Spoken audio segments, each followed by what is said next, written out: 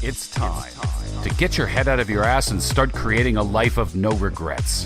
Whether you want to lose weight, get rich, or manifest a hot threesome on the beach, you're gonna want to turn this up.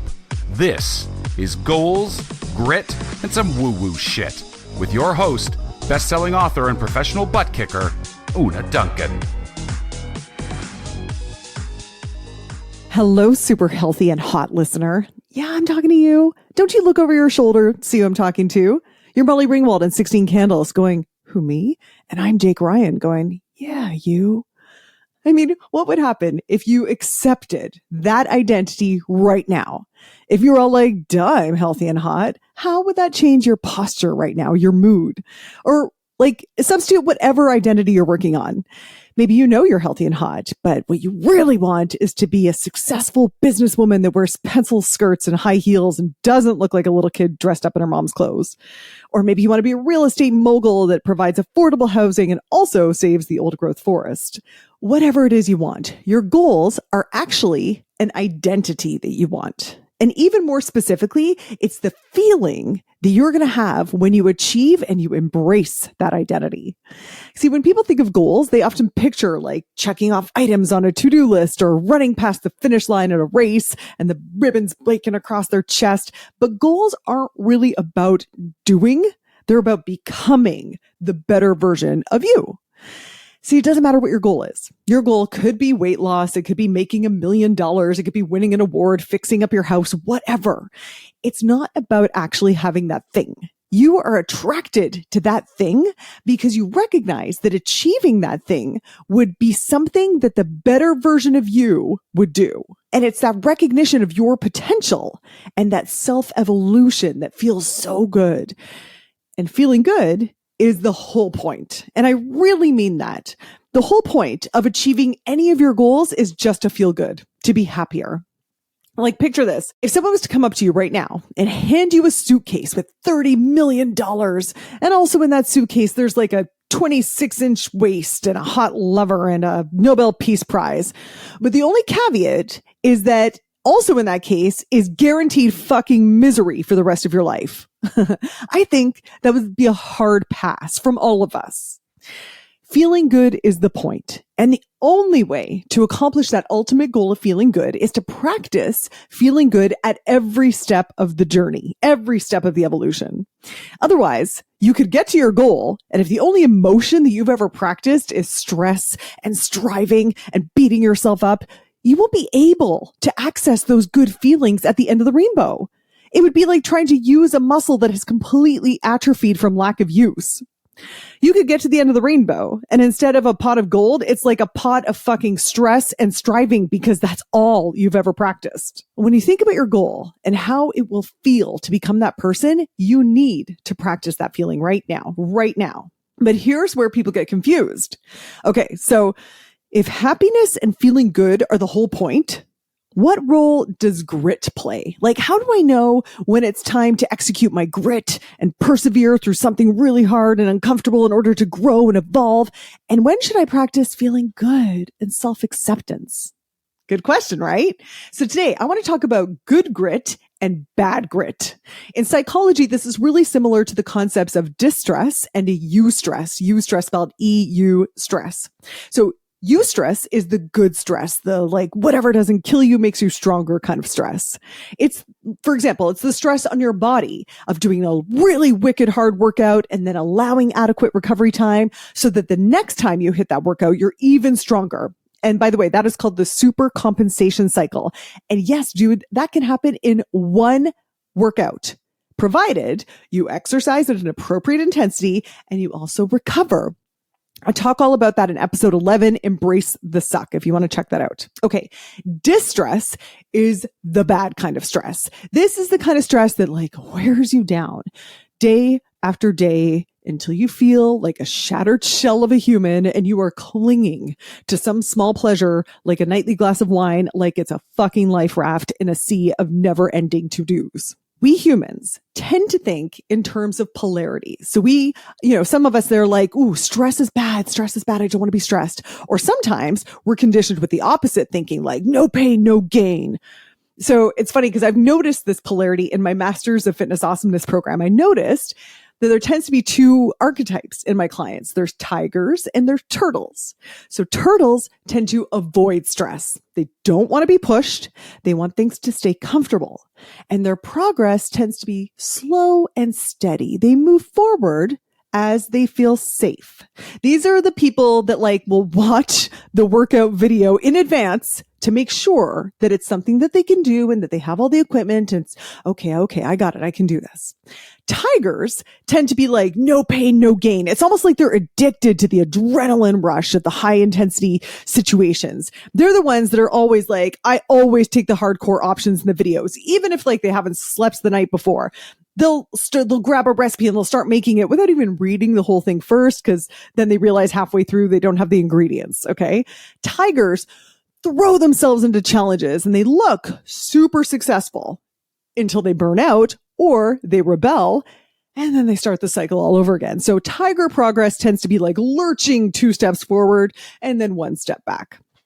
So listen, both archetypes have a very different relationship to stress, and both could do with recognizing that stress isn't always bad and it's not always good. The key is knowing the difference. I had a client once when I used to do in-home training, and she was very deconditioned. She rode a scooter everywhere because walking was really hard for her, that kind of thing. And her daughter hired me, and she said, if my mom doesn't start moving, she's going to die. And so for our first training session, I had her seated on a bench, and I just had her put her arms up over her head and, do a disco roll above her head.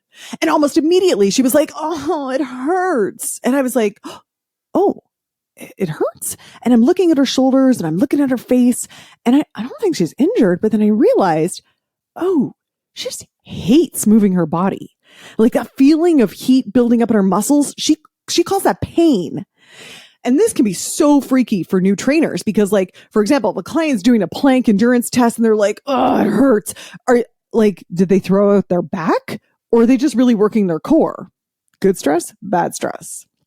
So when I would train new trainers, this is how I taught them to distinguish between good pain and bad pain while exercising. So for example, good pain, you will almost always feel it in the muscle. Bad pain is usually, not always, but usually in the joint. Good pain is usually a steady build, where bad pain is usually a sudden thing. 1 minute you're fine, 1 minute you are not fine. Good pain will stop the minute you stop doing the movement, where bad pain will often continue to throb and hurt even after you're finished the movement. So that's with physical exercise, but how about in your life? How do you know when you're doing the good grit, the kind that's going to mold you and shape you and cause you to evolve to your next true potential and become the kind of person that can achieve those goals that you really want? And when is it the bad grit? The kind where you're just white knuckling your way through life, and you have those fantasies about getting a serious but not too serious sickness, just enough so you can lie in bed for a week, right? Here are the characteristics of good grit. So just like with physical exercise, the pain goes away. Let's say you're doing a big push to get a project done at work and the whole team is pulling an all-nighter. When the project is over, that intense period is over and everyone goes for celebration drinks and takes a couple of days off. It's over. Bad grit, it just fucking never ends. You pull an all-nighter and then you just know you got to do it again. And you actually don't know if it's ever going to stop. That is not good grit. That is poison. Or let's say you're in kind of a gritty period of your relationship. If that's happening, you should be able to say, we're having a rough time right now, but I know that when things are good, they're really good. If you can't honestly say that, if it feels like you can't remember the last time it didn't feel hard, the relationship might not be worth gritting through. With money, you might feel like you're hurting for cash because you just made an investment or you just paid back an expensive loan. I mean, it's painful, but theoretically, the investment should pay off and the loan is now gone. So that pain goes away. Good grit. If you just spent a lot of money, if you're hurting for cash because you just spent a lot of money and you feel like you're digging a hole that's getting deeper, that is not the good kind of financial pain. So good grit goes away. It is temporary. Second rule, after you go through a period of good stress, the kind of grit that makes you better, you should feel fucking awesome and alive. I always say, that you've exercised at the appropriate intensity if you feel energized at the end of your workout, not exhausted. Similarly, if you finish that gritty project at work that was all consuming for a while, or when you make up with your spouse, when you pay off that loan, you should feel freaking awesome, even if it was hard. For example, creating one of these podcast episodes, it takes a lot of work. But when I finish one and I submit it for publication, I'm like, yeah, it feels good. I'm so glad I did that. Versus after I spend the same amount of hours doing administration and farting around with Excel sheets or on customer support chat for a tech glitch on my website. Then I just feel like I just spent my time in the pit of despair of The Princess Bride and Count Rugen just sucked away 5 years of my life. Not good grit. So if you're going through a period of good grit, it should be finite and you should feel freaking awesome and so alive at the end of it. And finally, you should feel like this is so important. You should feel like you've moved the needle forward on a goal that you care about. So there's two factors there. One, you should feel like you moved the needle.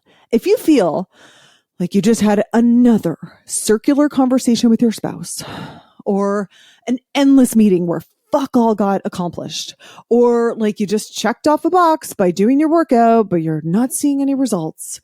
Not good grit.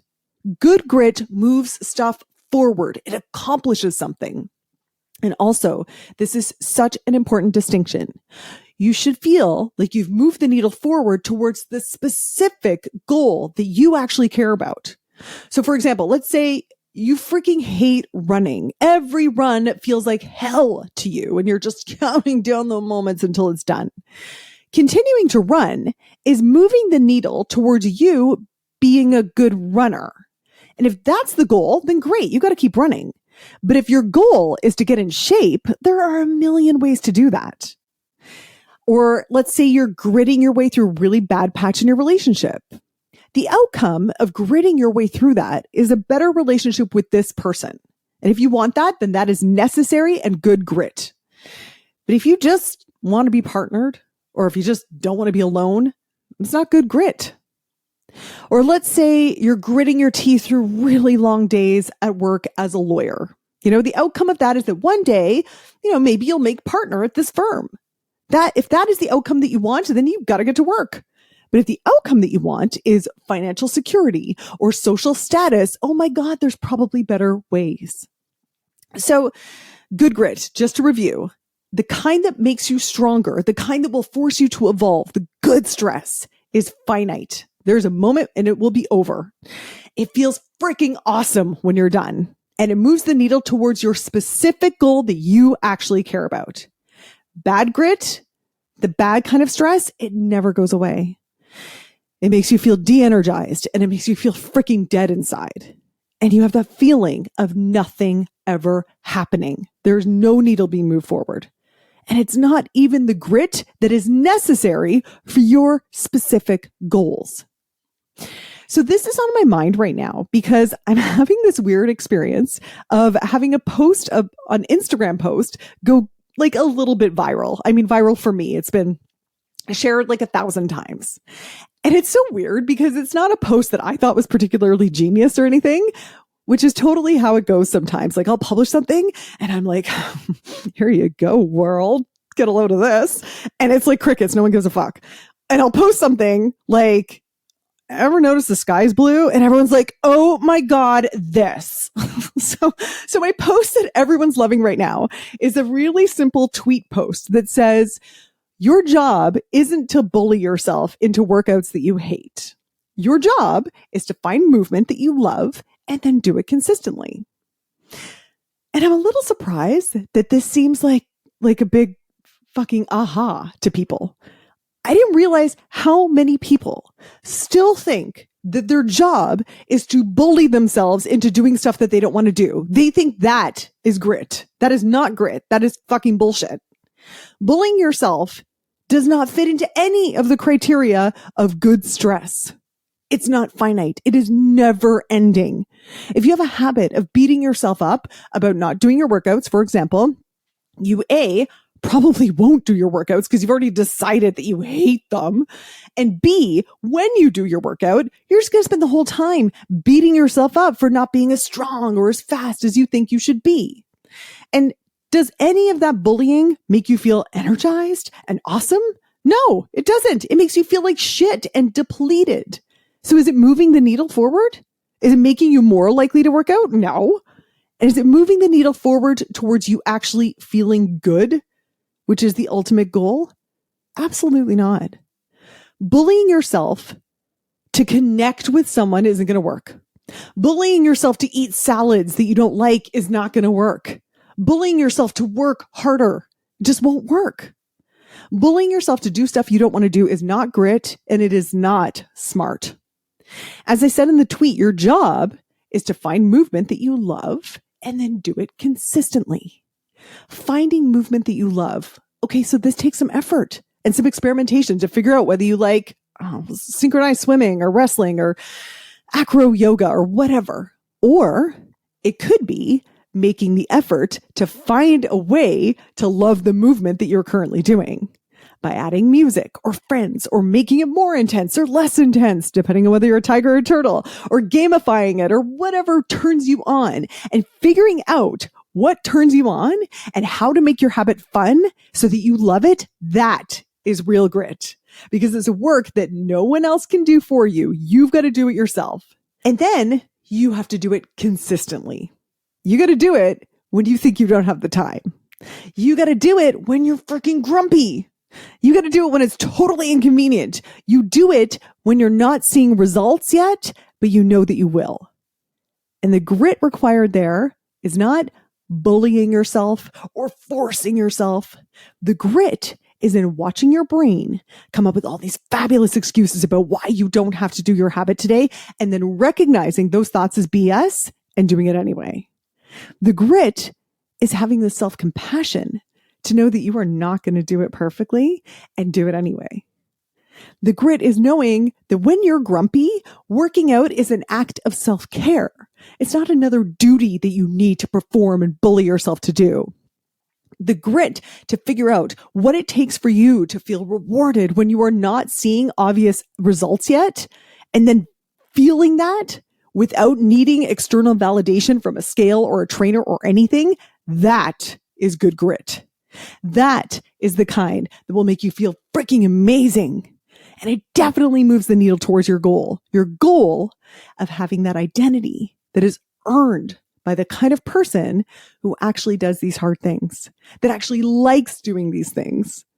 And more importantly, it's the kind of grit that moves the needle towards your real goal of being happier right now, in this moment, exactly as you are today.